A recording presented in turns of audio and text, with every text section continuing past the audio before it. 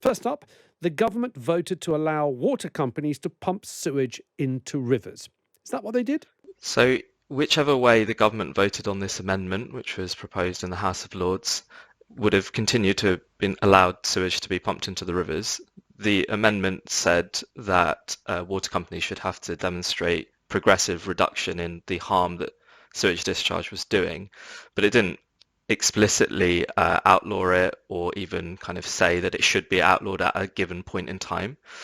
There is a bit of a grey area here. That the people who proposed the amendments, the Lords, in their kind of explanatory notes did say we are aiming for the elimination of all harm from sewage discharge. But the law as it was drafted, or the amendment as it was drafted, didn't actually say this. So I think there's, it should be kind of taken pragmatically that regardless of which way MPs voted, it would be expected that sewage continues to be discharged into waterways. Okay. Let's look at the next claim. Now, I think the next two are sort of the reasonings behind the way the vote went. So, the amendment the government rejected would have cost the taxpayer hundreds of billions of pounds to replace the sewage system in order to eliminate sewage discharge. Is that true? So these figures come from the government's Storms Task Force, which went away and tried to work out how much it would cost to replace the entirety of the sewage network, and the mid-estimates were, actually even higher, kind of 300 billion plus. That document's not out yet, but the details have been reported by The Sun. Again, the issue here is that the amendment didn't actually call for the elimination of all sewage discharge. It actually didn't even call for the elimination of all harm from sewage discharge. It called for the reduction of that harm.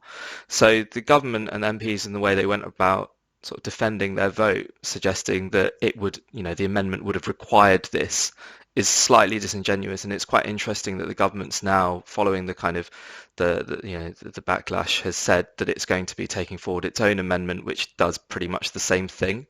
It actually says that this is going to be worded in a very similar way, and also require the progressive reduction of harm from sewage discharge. So it seemed as if the government were quite happy to take on this idea that it would require the entire reduction of all sewage discharge in order to sort of argue that that was completely untenable. But in actual fact, it might be a more progressive and sort of gentle reduction that doesn't require the entire ripping up of the Victorian sewage network. Let's look at the final claim. Here. It says in recent weeks, the government has allowed water companies to discharge sewage into rivers due to Brexit, disrupting deliveries of water treatment chemicals. Has Brexit got anything to do with it?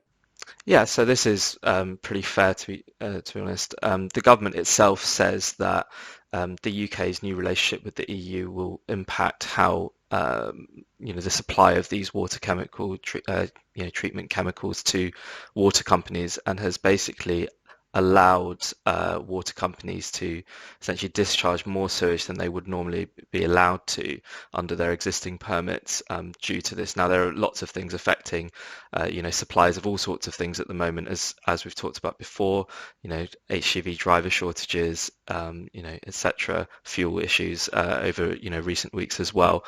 But the government itself has said that Brexit is a factor in this, so that does stand up.